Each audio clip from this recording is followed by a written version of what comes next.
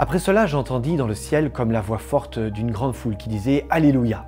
Le salut, la gloire, l'honneur et la puissance sont à notre Dieu, parce que ses jugements sont véritables et justes, car il a jugé la grande prostituée qui corrompait la terre par son impudicité, et il a vengé sur elle le sang de ses serviteurs répandu par elle. » Ils dirent encore « Alléluia, sa fumée s'élève au siècle des siècles, et les 24 vieillards et les 4 êtres vivants se prosternèrent et adorèrent Dieu assis sur le trône. » En disant « Amen, Alléluia », et une voix vint du trône, disant « Louez notre Dieu, vous tous qui le servez et qui le craignez, petits et grands. » Apocalypse 19, 1 à 5. Il y a 2 jours, nous avons parlé du nom que Dieu veut nous donner, enfant de Dieu.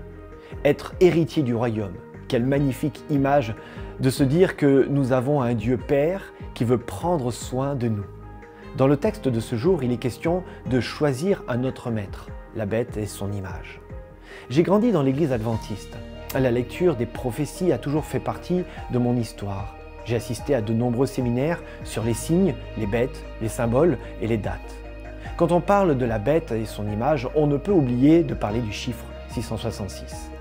Ces derniers mois, nous avons vu fleurir sur Internet nombre de prophéties et d'interprétations différentes de ces textes fameux. Que faut-il en retenir? La vaccination? Les implants sous la peau? L'adhésion à telle ou telle idéologie philosophique, politique ou spirituelle? La bête est-elle une personne, un groupe secret, un dirigeant politique ou un dirigeant religieux? La notion de type et d'antitype est omniprésente dans la Bible. Nombreux sont les textes qui parlent de Dieu, bien moins ceux qui parlent de la ou les bêtes. Et c'est très bien ainsi. Pourquoi me direz-vous? Car il est plus facile d'allumer la lumière que de chasser l'obscurité. Nous pouvons passer beaucoup de temps à identifier qui est cette bête, mais nous devrions consacrer encore plus de temps à tourner nos yeux vers Dieu et l'étudier.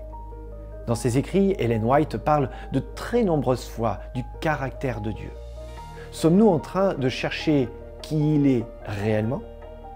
Je viens vous proposer ici une autre lecture de 666. Une lecture non pas basée sur ce qu'est cette bête et son image, mais une lecture sur ce qui va à l'opposé de Dieu. Car c'est bien de cela dont il est question. Nous pouvons définir cette bête comme tout ce qui s'oppose à Dieu. À chaque fois que je laisse parler mon orgueil, je suis la bête. À chaque fois que je me base sur ma connaissance plutôt que celle de Dieu, j'incarne les traits de ce mal. À chaque fois que je pense à moi avant de penser à l'autre, je fais ce que la bête me suggère.